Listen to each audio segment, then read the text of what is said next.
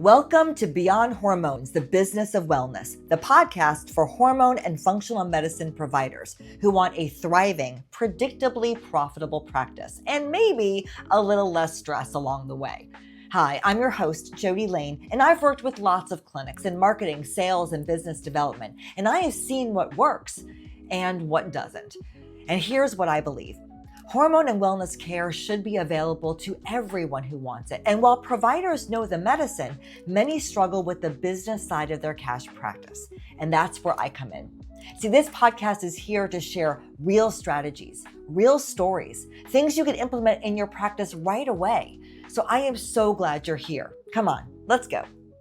Hey everybody, welcome back to Beyond Hormones, the Business of Wellness. I'm your host, Jody, and today I have a guest who honestly, the moment I sat down with her, I was like, yes, she is my people. Her name is Marla Osner. She is a board-certified family nurse practitioner and the co-owner of Eclipse Total Health in Pennsylvania.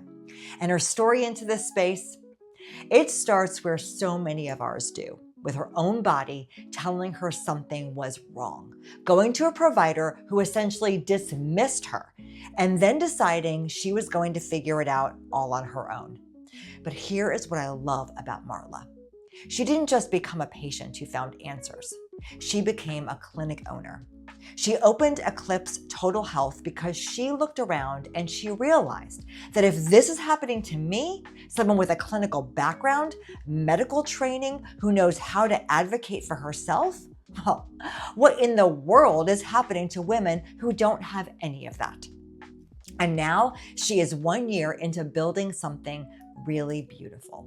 A whole body integrative approach to women's hormonal health that goes way beyond just the hormones. She goes through nutritionists, pelvic floor PT, somatic coaches, personal trainers. She is building the practice she wished had existed for her. And in today's conversation, we talk about what the first year of clinic ownership actually looks like, why passion alone does not make you a business person, and the mindset shift she had to make to start charging what her time is actually worth. This episode is for you. If you're a provider who has been thinking about making the leap, or if you've already made it and you're in the messy middle of trying to figure it all out, Marla has so many great gems. I cannot wait. Let's get into it. All right, everybody, welcome back to Beyond Hormones, the Business of Wellness. Today's guest is Marla Osner. She is a board-certified family nurse practitioner and co-owner of Eclipse Total Health in Pennsylvania. With a clinical background spanning emergency medicine, urgent care, and palliative care, Marla has seen healthcare from the inside, both its strengths and its limitations. Through her professional experience and her own personal health journey, she became passionate about hormone optimization and root cause medicine. That passion led her to step outside of the traditional insurance model and open Eclipse Total Health. And I'm so excited to talk to her about that today. It's a practice focused on personalized, patient-centered care. So today we're going to be talking about what it really looks like to make that leap from provider to clinic owner and what she's really doing in these early stages to build something new. So Marla, welcome to the show. Hi, thank you so much for having me. I'm really excited to be here. Yay, me too. So do me a favor, share with us like what happened in your life where you said, oh my gosh, I really need to just open this clinic and whatever it costs. Yeah, so I actually started my own perimenopause journey in my early 40s, and I went to my provider, who actually was a mentor when I was in NP school, and I was like, something's not right. Feel like I'm losing my mind, brain fog, just mood swings left and right, heavy periods, all the things. And she did, a couple of quick labs, and she was like, yeah, you're not in menopause. And I was kind of pulsed by that, like, yeah, I know I'm not in menopause. Like I just said, I'm still getting periods. And I know I'm not in women's health, but at the same time, like, You're in your own body. that wasn't the case. Right. So, I started researching on my own and, trying to figure out what was going on. I did a whole battery of tests. I mean, like 10 pages of blood work. I wrote out my history just to like refresh my own memory. Again, another like 5 to 8 pages of just like everything that's happened. And I finally, after talking to some other nurse practitioner friends and doing a lot of research, was like, I think I'm in perimenopause. Like, and, honestly, even 4 years ago, that wasn't in my radar, especially in palliative medicine and everything else. And so I found a physician out in the middle of Pennsylvania who I went to, and I was like, listen, I literally like put all of the pages out, and I was like, this is what I'm seeing. I think this is what I have. And then I just started to bawl, like in the middle of her office. And she was so Oh, cool. She was sitting there with her shoes off and like crisscrossed on her chair. And she was like, girl, I got you. Like, oh. you did it. This is exactly it. And I was like, oh my God, there's all of these women out here who are not providers, who probably have gone to their provider a million times and been like, I'm dying inside, please help me. And they kind of get brushed off. And I'm like, if it can happen to me, who is educated in medicine and has all of this background, what is everybody else doing? And so it really just lit a fire under my ass. And I was like, okay, I got to do something. So I went to my business partner for the palliative care, and I was like, "What do you think about opening a hormone clinic?" Also, and at first he was kind of like, "I don't know, maybe not." It wasn't like really like at the top of his radar. But then we got an opportunity to do regenerative medicine as well, and we were like, "This is such a cohesive practice idea. Like, how could we say no?" So Absolutely. that's really how it was born, like out of a necessity of my own, which historically actually is how I've done a lot of things. Like, as a random note, I also did a women's financial coaching business, and that was out of necessity after my divorce. I was totally in debt and just a nightmare with money. And so I take all of these, I'll call them failures or, hiccups in my life. And then I figure it out and then I turn it into something else. And that's kind of been like my process. I love that you did not just stick with failures, you called them hiccups because they are just a part of our journey. Yep. And you basically have two choices when things like that happen, right? You can either just be totally broken down by them or you can do something about them. That was an incredible story. How did you find that physician in the middle of Pennsylvania? How did you find that person? So I started Googling perimenopause and menopause Okay. specialists. And then that's where I came up with her. And wonderful. I mean, like literally, she just was like, I'll say took me under her wing, but, basically was like, yes, you're 100% right. You're on point. Like, and then she went through like all of the science of it, which geeked me out because I am a nerd. And then I was like, okay, I got to learn even more. And so I ended up taking a class. And then, like I said, the whole practice kind of built from there. It just took care of itself. So I didn't really intend to ask you this question, but this is what's present for me right now. So you are a part of your life where you were experiencing some things, you didn't really know what perimenopause was, but you did. But a lot, like you mentioned, a lot of women don't. They go Yes. to social media, to the internet, to AI, and now there's so much information, like almost information overload. What do you Yes. think about that? Like, what are you think women are facing now when they're going to do their own research and they don't have your background? How do you think that's affecting them? I think it allows them to come in more informed and say, I think this is what is going on with me, which is wonderful. I think the more information we have, the better. Yeah. I do find sometimes that there is some misinformation on, TikTok and Facebook and things like that. I think there's a lot of information that potentially could lead to really good treatment plans and things like that, but they aren't necessarily proven yet. They're just sort of anecdotal and like, hey, Mhm. I tried this, I tried that. And I think that that's great and it's a starting off point, but we also have to think about the side effects of what we're doing that's holistic or natural or what have you that hasn't been tested with all of the regular medications that patients are taking from their normal PCPs, et cetera. Yeah. So I think it's really good to an extent, but we have to know the limitation of the information that we're taking in. And sometimes if you're not clinical, that can be difficult. Yeah. Yeah, as you were describing that, I was thinking a lot of the practitioners that we work with, in their core focus, in their mission statement, they always say evidence-based medicine. They work through evidence-based medicine. So that's a message I think we should share with people that are doing their own research, that if you're seeing stuff on TikTok and it's from another woman, it's not invalid. It's just not Correct. evidence-based. And so put Correct. it in its bucket and like you said, bring it to a practitioner who knows what they're talking Yes. about. Yes, Yeah. exactly. Yeah. Yeah, we just don't want we don't want people to take something that could potentially harm them because it seems benign, but then when mixed with another drug or what have you is not benign anymore. Or not Um, even not but not even harmful. Maybe it just won't work. well, and that too, right, Yeah. right. Yeah. We have the supplement graveyard that sits up Right. in our cabinet. Some of Right. them work and some of them do not. Um, Absolutely. yeah, so. So let's get back to you. So you shared a little, very little bit about your history and what you've done prior to starting Eclipse. So what do you, can you tell us a little bit more about what you've been doing, and then what do you think that experience has helped you in this new venture that you're doing?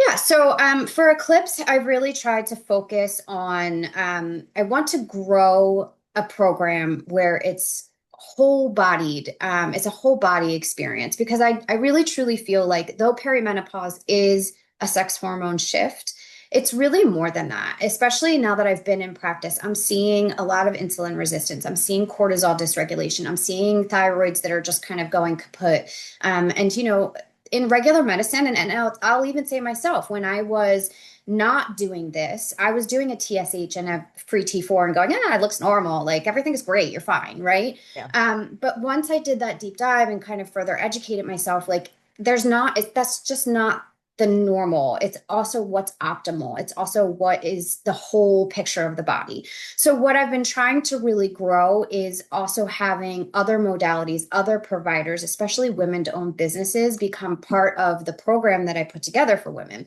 So we have a pelvic floor PT who, if you're in our program, you go and see her at least one time. We have nutritionists, we have somatic coaches, because that whole body of trauma for a lot of women is what holds on to and dysregulates their cortisol and dysregulates their thyroid and things like that.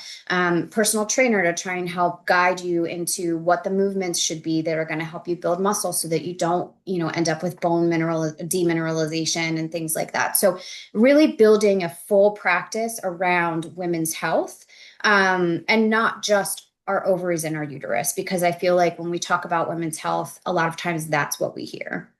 That's so cool. That mean that you are truly focusing on whole body medicine. Yes. Yeah. Yes. So what is the reaction that you're getting from your page? I know you're fairly, when did you open? So we just opened this past February of 25. So we're So a just at a year. Okay. year. All Yeah, we're right. at a year. Yes. And to be frank, it's sort of part-time as we're building because Hmm. I still Sure. have other practices. But the intention is to be full-time and to just go into this as soon as we can support it. The honestly, it's a mixed bag, because we're getting people who are like, well, you don't take insurance, so I can't see you, or your program is too expensive. And I wholeheartedly understand in this economy what that feels like. And having come from, a financial background of being in debt and trying to get out of it and make my, build wealth, et cetera. So I recognize and understand that. But for the people that can do it, what we're seeing in their transition is phenomenal. I have a young lady, and I mean, I could say her name, she doesn't even care, but she has had multiple valve replacements by the time she was 40. Very deconditioned, couldn't leave her house for more than 30 minutes a day because she just was so depleted. Like she would go to doctor's appointments and come home and she would just be down for the rest of the day. We did a slew of labs and work up on her. She had everything from Hashimoto's, she had inflammatory markers, she had insulin resistance, just everything that you could possibly think of. She had like zero testosterone. We've been working together for just about 9 months now. She actually went camping with her son with the Boy Scouts. She was able to do everything but one hike for an entire weekend. Oh my I mean, the gosh. transformation now, it's not, honestly, it's not even all me. Like I gave her the tools and what to do, but she implemented it. She took it, she ran with it. She took the words that I gave her as gospel and was like, I'm going to do it. And she did. It's all her, just with like the guidance of me. Like I'm not anything special if we're being honest. Like I'm a provider who cares and who wants to see people succeed, which I think ultimately all of us as providers do. But it's being able to connect with the person on that level and say, like, listen, we can do this, but it's going to take your commitment to it as well. And Yeah. she did. She took it on full time. That's amazing. And you're Yeah, so it's humble. You're so humble because so cool to how see. many doctors did this woman go to that they never even ran She the has things four for cardiologists. cardiologists? Yeah, Four. She not has four surprised. different, specialties in cardiology, plus all of her other doctors. Oh, she's on pain management. She's down to like one of the lowest doses because she really wants to do low dose naltrexone for her inflammation. So she's been diligently working coming off of her pain management system so we can get her on LDN. I mean, like when I tell you, she is like the ultimate patient who like just wants to succeed. So she will do whatever. It's incredible to watch. What a great story. Thank you for Yeah, sharing that story. yeah, Yeah, yeah, that's so cool. So let's take a little turn back away from patient care and talk a little bit yeah, about the business for a second, because that's what this podcast is about. What are some things you've learned? Now, this isn't your first, entrepreneurial experience, yeah. but what are some things that you've learned in this last year that maybe you didn't expect to learn about being a business owner? Yeah, business is hard, especially when it's something that you're passionate about. So for Yeah. me, ultimately, the fire under me was I want to help other women, but that doesn't necessarily equate to business savviness and or not giving the house away for free. So, in the beginning, especially, I was doing a lot of work for not nearly enough compensation. It was just barely covering overhead. I wasn't paying myself for my time at all. And I was still working my other full-time stuff. And so I think one of the biggest things is you have to put the emotion aside and be able to look at the business as a business. You have to be able to pay yourself for your time. And then also, if you're going to plan on having staff down the road, overhead for, rent and things like that, you have to get real with what that costs so that you can appropriately price out. Um, and that's hard when your ultimate goal or your driving factor from the beginning was just to help people. So I think that's one piece. I think also knowing what you know and knowing what you don't know, which as a clinician seems like such an easy thing to do and say, but when it comes to like social media and things like that, I was like, oh, I can do social media. Girl, I cannot do social media. I have zero business doing social media. So learning that I should really just hire somebody to do it and bite the bullet and suck it up and pay somebody who can do it way faster than I can, who is skilled at SEO and all of that stuff, hands down. Like just stop trying. If it's your jam, go for it. If it's not your jam, just pay somebody. It's just better. Yeah. I hear that theme a lot when I talk to providers on this podcast that at the beginning, and that's very natural in any business, Oh not just in yeah. medical. You don't have the money to pay other people to do stuff. Yeah. But when you don't do that, your progression is slower and your stress level is higher. And I think that is actually perfectly fine that you didn't pay yourself at the beginning. Sometimes we do need to dabble a little bit and give things away just to see what works, what doesn't work. So I'm proud of you for doing that. That's really great. If I gave you $10,000 right now that you could spend freely on anything in your business, what would you spend it on? I'd probably re-optimize the website. I would Okay. definitely hire somebody to do more of the day-to-day, like emails and phone calls and all of those things. And then I really want to learn how to do PRP in the vagina and the penis. And so I would probably go take a class for that because my partner does all the joints and stuff, but that's not his jam. That's my jam. I'm like, yeah, let me get in there. Yeah, yeah, yeah. Have you heard of Dr. Runnels? No. Okay, so after the show, for anyone who's listening, I'll put the information in the show notes. So Yeah. Dr. Runnels, he licensed the P shot and the O shot. Those are his Okay. treatments, and Okay. he has a great training program. I Oh, forget what it perfect. is, Idaho, someplace in Midwest. Okay. And yeah, it's a weekend course, and then he's got videos, and so we'll get you hooked up All because right. those Perfect. treatments are amazing. And when you add stem cells to them, exosomes to them, Yes. we're seeing like incredible results. So. Yes. All right, great. Yeah. I'm making an appointment as soon as you get trained. Okay, cool.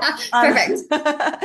So how do you balance? So, you've kind of stated that you're figuring out your pricing as you're going along. Maybe now you're at a place where your pricing is effective and you're making enough. How do you like kind of balance your time between doing things like getting trained on P shot and O shot and enhancing your clinical excellence and working on the business? How do you do that? Yeah. So right now I dedicate basically Thursday, Friday, Saturday morning to the business. And then Monday, Tuesday, Wednesday, I do my other job. Okay. And so what it looks like Monday, Tuesday, Wednesday morning, I usually get to work an hour early. I do all of the emails, I catch up on everything, that's kind of been through the weekend.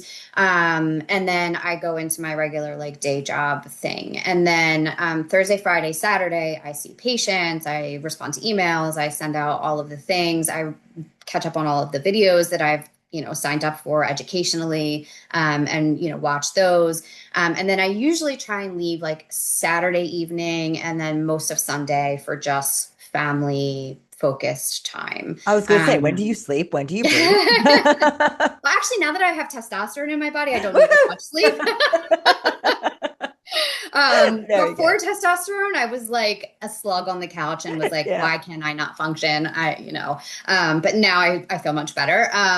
But to that point, we had a snow day Monday where my other job was closed and I literally vegetated. I read 2 books. I sat with my coffee by the window under a heated blanket. And I was like, this was the recharge that I needed because the rest of my week is really pretty hairy carry most weeks out of the month. And so, you have to find those little times. Like my husband was at work, my son was with his dad. I was like, oh, I'm just going to sit here and do nothing. Like, this is great. So I think you have to find and steal away those little times where you can have a little bit of peace and quiet in your own time as well. I love that you said that because I would imagine just listening to you talk about your business that you love what you do. I You're love it. passionate about what you do. I And love it. yet, even when you are super passionate and you're willing to work 16-hour days, 7 days a week, you do need that Absolutely. intentional recharge moment, not just, to like drop the stress and to feel better, but I bet you too that you walked into Tuesday more creative, more ready, more excited Yes. and all of that. Absolutely. Yeah, that's Absolutely. awesome. It's really important. And I think I have a long history. Like my daughter passed away in utero, and then I got a divorce, Oh, and then the sorry. debt, and all of that stuff. And one of the things that I learned after that is that life is really, really short, and you have no idea what tomorrow brings. And one of the things, especially after all of that happened, even as a single mom, that I figured out was I needed to travel. I needed to see the world and I needed to like have that as some sort of decompression. So I got into scuba diving. I traveled. I mean, I've been to Iceland, Italy, China, Thailand, New Zealand, Australia. I've been all over. But those trips, even though it was hard being away from my young son, were also really instrumental in me finding myself. And some of those trips I took with random people that I really didn't know. Like I'm on a small nurse practitioner web Facebook page. And I literally was like, I want to go to Thailand. Who's coming? And one girl was like, I'll go. She's from Texas. I only knew her from Facebook. You are so Um, cool. My gosh, that is the coolest thing I've ever heard. And I was Awesome. like, all right, Anne-Marie, I was like, I'm serious. Like, are we going to do it? So I flew to Texas. We got a flight from Texas over to China. We did a literal 8-hour layover in China where we went and did the Great Wall, got back on our flight, went to Thailand, did Thailand for 11 days, and then flew back to Texas. And then I flew home to Pennsylvania. It was the coolest trip ever. Met a ton of people from the States, still talk to them on Facebook, still talk to Anne-Marie. It was just like so random, but it was so life expanding. Yeah. Like in ways I probably can't even really express to you right now. But I just feel like you have to do those things really to just get perspective outside of the culture that you've been in. I was like small town Pennsylvania for a very long time, and didn't expand traveling until after my divorce. And it really has just opened my eyes so much. You know, as you're talking, I'm thinking about people that say or would hear you tell that story, not hear the early portion of your life, but just that and be like, oh, well, she probably has money. She probably comes from I money. didn't. She has all this time to do that. And those of us that don't have any money or just starting a business or divorced or have small children, these are all the excuses. And you did not use excuses. You incorporated your Yep. challenges and then pursued forward. I Yeah. mean, if that's not the I definition didn't have of money to entrepreneur, travel. no, I Yeah, get that.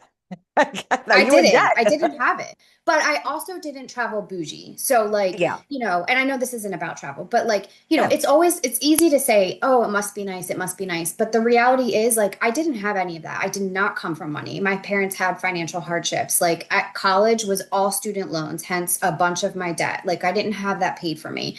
My divorce, I lost my house in it, like got repossessed despite trying to continue paying for it. Like I, if it's been done, I've had it done to me, and it's funny because I'm writing a book right now, and one of the things I say is it didn't happen to me, it happened for me. And Mm. in saying that, what I mean is all of these little, again, failures, hiccups, whatever you want to call them, they've all led to where I am now. Like if you looked at me in sixth grade English class, I had a D. Like nobody would have bet on me becoming somebody who was an entrepreneur, who was, this, that, or the other thing. I didn't find out I had ADHD until I was 40 years old. Mm. But in fact, I did. And do you know what taught me how to learn and how to actually start doing better in school? Nursing school. Why? Because when I went to nursing school, it was a group of women who were moms, who were executives, who were fresh out of college or fresh out of high school, rather. Some who had been to college and, decided to change their path, whatever. And we worked in groups. And then I learned colors and I learned drawing on the chalkboard to figure things out. We Good. conversated about what we were learning. And then all of a sudden it started making sense. And I was like, oh, this all makes sense now. No wonder I wasn't doing well in school. I didn't know how to study for how my brain worked, for how I was wired. And then I found out I had ADHD and I was like, oh, well, now that Oh. all makes sense. But by that point, I had already wrapped my head around how I needed to learn and made these systems that then helped me, further down the road. Which is very adaptable, which means that when you are working with a patient Yes. that isn't understanding you, that is resisting, that is letting fear be the barrier between Yes. what they need to do and what they are doing, you can probably find ways to adapt to their way of thinking and then Yes. get them on the right path, which is absolutely extraordinary. Yeah. That's incredible. Yeah, it So, definitely helps. Being flexible helps. Not we can't all fit into one mold. And yeah. so I have a generalized plan for people, but I have to be able to adapt to their lifestyle, to their financial concerns, to whatever they're doing. And so that is really important. So every story you just shared literally falls under the definition of what a true entrepreneur is. As a matter of fact, in our workshop, we teach about the growth mindset versus the fixed mindset. And the growth mindset is when you believe that you're capable of doing anything and all you can do is choose it and figure it out, which is 100% you. What would you say to a clinician, a provider that wants to start their own practice because they don't want to be under the traditional model? They don't want to work for insurance. They have ideas just like you do, but they're not entrepreneurial. Do you have any advice for them on how they can figure this out? Another little gem from my book, resilience is a decision. It is not motivation. It is not anything more than a decision to continue to get up every day and make the decision that you're going to continue working on it.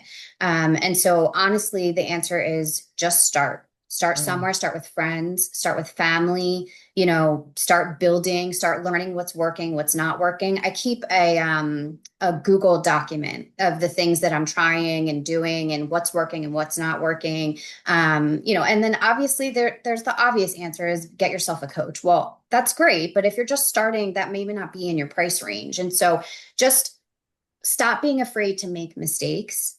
You don't want to make a mistake that's going to hurt somebody, but don't be afraid to make mistakes in your business because money will always come back around. And that's something that I had to learn the hard way was I was afraid to invest or do anything that I was going to potentially put myself back in debt after I climbed out.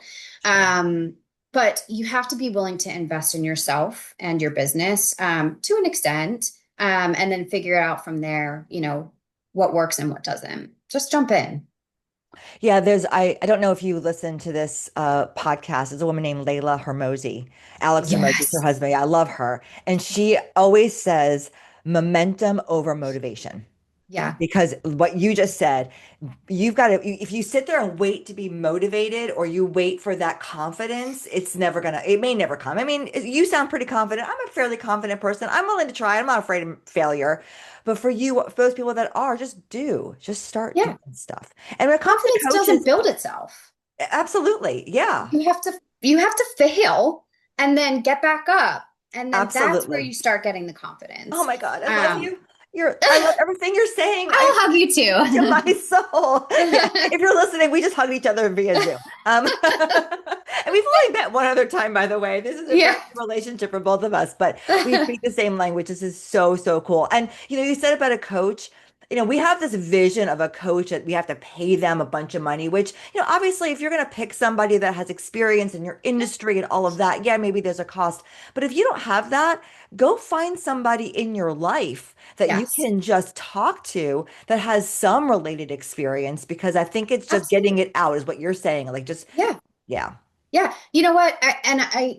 I'm almost maybe a little embarrassed to say this, but I'll have the confidence to say it. Okay. Sometimes I just talk to Chat GPT and I'm like, I think blah, blah, blah, blah, blah, blah, blah, blah, blah, blah. And I just sort of brain dump on it. And I'm like, what do you think? What have you seen that works? And see what it says back to me. And, you know, sometimes I'm like, that ain't it. But then Right. sometimes I'm like, oh, that's actually a great idea. Let me try this or try that. And it's not, it's not a replacement for human, interaction. But sometimes if it's midnight and I'm having one of those like crises where I'm like, I need to get it out, that's a way to do it. So, I don't think you should be embarrassed to say that. I think a lot more people do that than you realize. And I agree. There's nothing wrong with it. It's the difference between taking what ChatGPT says to you as the gospel oh yeah, versus understanding that that is not just an amalgamation of everything going on the internet, but also they learn you. So oh you're sure, often going to hear back what you've told it. yes, Well, her, I call mine Jenny. I named her.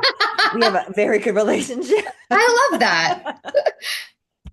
All right. So if we sat down 3 years from now and this clinic you have has exceeded beyond your wildest expectations, what would it look like?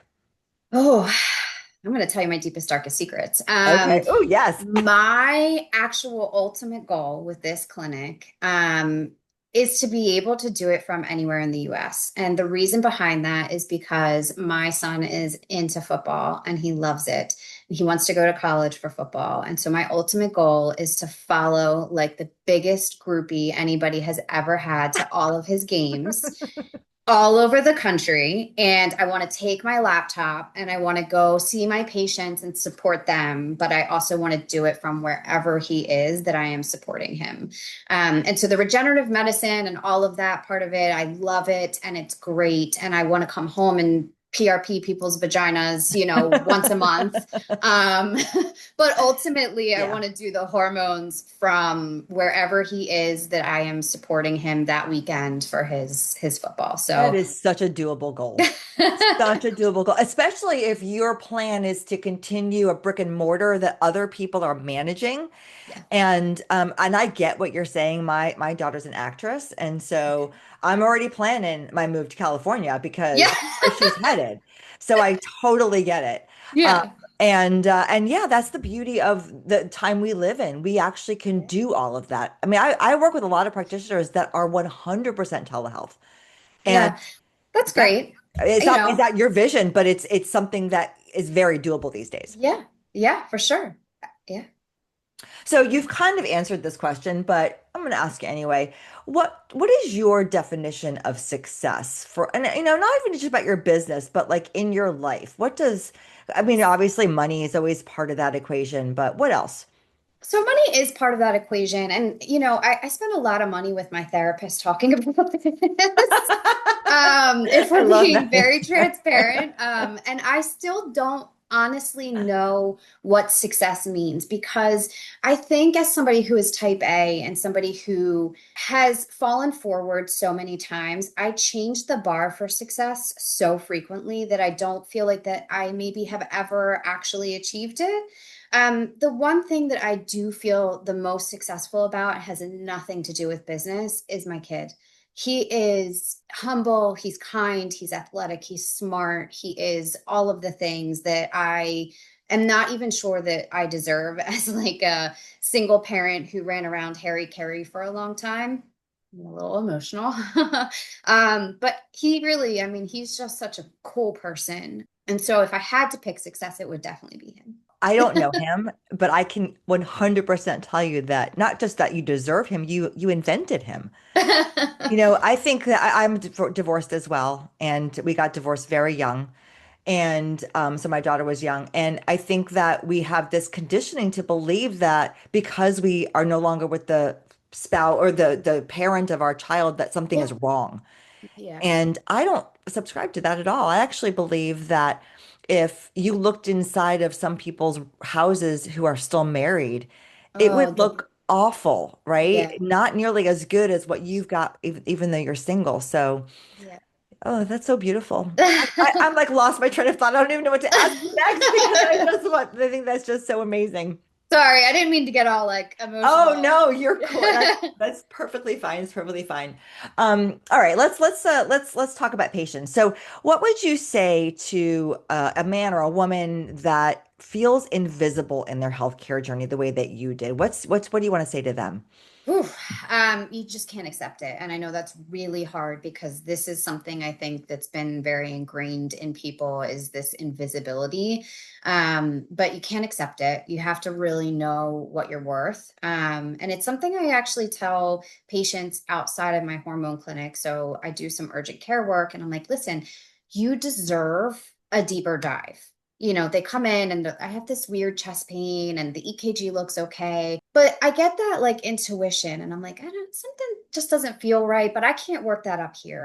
And so you say like, I think you should go to the ER and get evaluated. And they're like, I don't want to go. I feel like a burden to this. You deserve a deeper workup. If it's all negative, then you sleep tonight, I sleep tonight, and that's great, but you deserve it. And so I think that's how you have to think of it. I deserve it. Now, I don't think you go to the hospital for a cold, right? Like that, you Right. don't use the system, but you use the system that is there and that was built for you. And I don't want to say make the provider do it, but you advocate for yourself and Yeah. you continue to push if you feel like something isn't right, or you find a different provider until you've exhausted all of the things. Yeah. Which, I think is very, very good advice and why I love the wellness industry so much. My husband was in the hospital over the summer. And I felt like every single hour was nothing more than trying to advocate for him to get seen, for tests to be done. We walked out of there 7 days later with no explanation as to why he Oh, had ended up there to begin with. And that would never happen. I shouldn't say never, but it's unlikely to happen on the wellness side of healthcare you're because right. of if the providers, like your curiosity is what drives the providers to do more, find out more, give the answers. Oh, it just made me like remind myself of all the things that are wrong with our healthcare system in this in this country. It is. I just read an article about a guy who they they put his diagnosis or the test for his diagnosis in the chart multiple times. Please test for XYZ. Please test for XYZ. Please test for XYZ. And it's chart blue, right? Like the specialist kept saying, run this test, and then would circle back and say, test not run yet. And instead of the specialist just ordering the test, because I guess that's how they have it set up, the main provider had to do it. It was never done. And the guy ended up dying of multi-system organ failure 2 months after multiple people said, hey, run this test, run this test, run this test, and they didn't.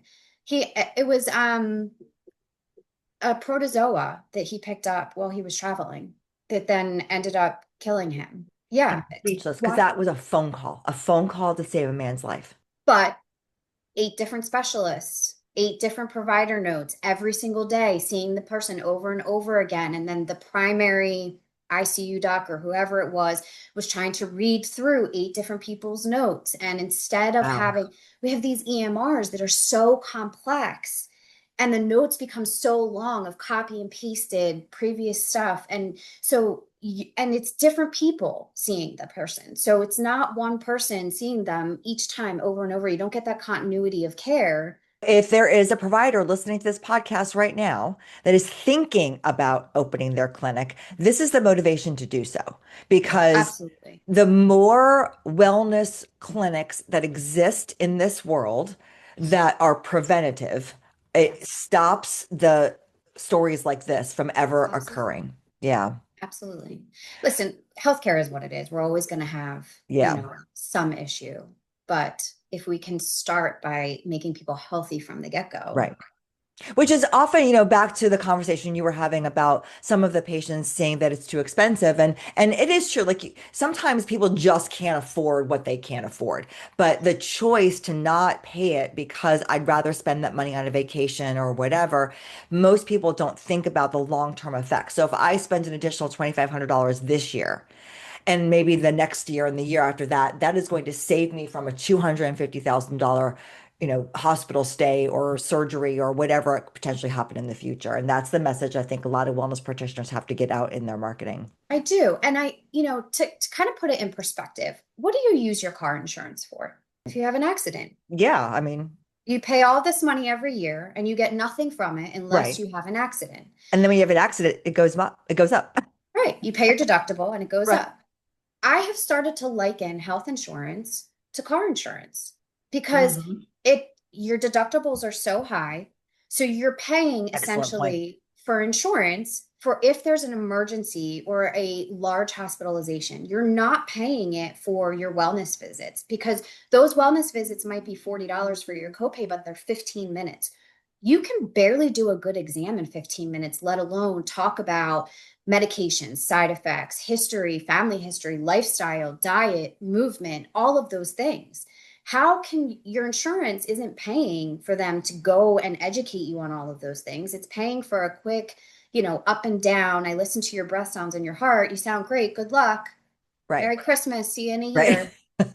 And that is, again, another great message for a wellness practitioner because I think that as patients, right? Because I'm not a practitioner, I was lucky enough to get into this industry and I think it's changed my life and it's changed my husband's life and everyone around me. But if I didn't get that job in the hormone clinic 10 years ago, then I'd be like everybody else, where we just kind of accept the fact that this is what medicine looks like. And not to get a little preachy, but you guys don't even learn what you need to learn in order to do preventative medicine when you're in medical school. No. And so you have to go do it on your own, which means you have to have a passion about it. And we just Yes. kind of accept this cog that we're in. And now I'm depressed. But But you're thank goodness. right. Yeah. You're 100% right. And I didn't know what I didn't know initially, Yeah. It really took digging deep and if we're being honest, my own problems for me to get my head out of my ass and be like, there's more to medicine than just what I learned in school. I hear that a lot. Sometimes it's whatever happened to themselves. Sometimes it's my spouse, but Yes. somebody in your life that you care about is affected by something. You go digging and you realize, holy crap, there is a better way to do this. And now Yep. I'm going to switch my life. And thank you for doing that. Thank you for in advance for all the people that you're going to change their lives as they come to Eclipse because I know that you are going to explode. Oh, thank You have you. the knowledge, the care, the experience, and you articulate so beautifully that Oh, your thank patients you. are truly going to have life-changing experiences. Thank you. I appreciate that. Absolutely. So we're kind of at the end of our time, Sure. but before I let you go, um, we have a tradition here. I stole this Okay. concept from another podcast that I love, The Diary of a CEO. And he on his podcast, he has his past guest ask a question for the next guest, but they don't know who that is. So I have a question for you from my past guest, Okay. and that question is, what is one small shift that patients could make that would dramatically improve their health, but rarely gets talked about? Ooh, I love that. So I will say, I think that we all have an overly inflated sugar-filled diet. And I'll say all with, little asterisks because there's a couple of you out there that are just, nutritional experts. But I think one of the things that we can do and that I've actually seen help is to help decrease spikes of your insulin and sugars is to eat your green veggies first, and then your proteins, and then your complex carbohydrates. And I actually had a client who did it for me because I was telling her about this, and she got herself a CGM. And she did a whole research project on it and like recorded everything that she ate, and then ate cookies after dinner, and monitored. And when she ate like that and ate her cookies, she had no spikes of her blood sugar at all, and she felt great. And when she ate in different orders and then ate her cookies, she saw spikes of her blood sugar and then had these crashes. And so it's sort of an off the wall random factoid, but I think that would be really helpful for people. That is super cool. Now, let me ask you a question. And I'm not supposed to do follow-up questions, but I just want to know for myself because I have high sugar, despite the fact that I eat really well, I exercise, and I still cannot get my sugar levels down. Is it every meal, or is Every it only meal. when you're going to eat sugar at the end of a meal? So well, think about though, even your complex carb is going to have some sugars Sugars. in it. True. So it's every meal. Okay, cool. Good to know. All right. We'll take that little See, now you have to factoid. wear a CGM and, I wore tell one me when how it goes. yeah, when I was working at the clinic, we brought them in and I wore it and I was just shocked. Like no matter what I did, it never changed.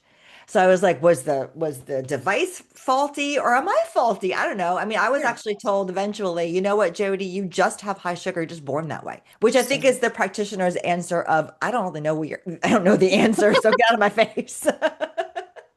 I mean, it could be that, Yeah, it could be that you too. know, Anyway, yeah. but that's a really great tip, and I'm going to start doing that, and I will report back to you for sure. All right. Yeah. Let me know. I'm Okay. interested.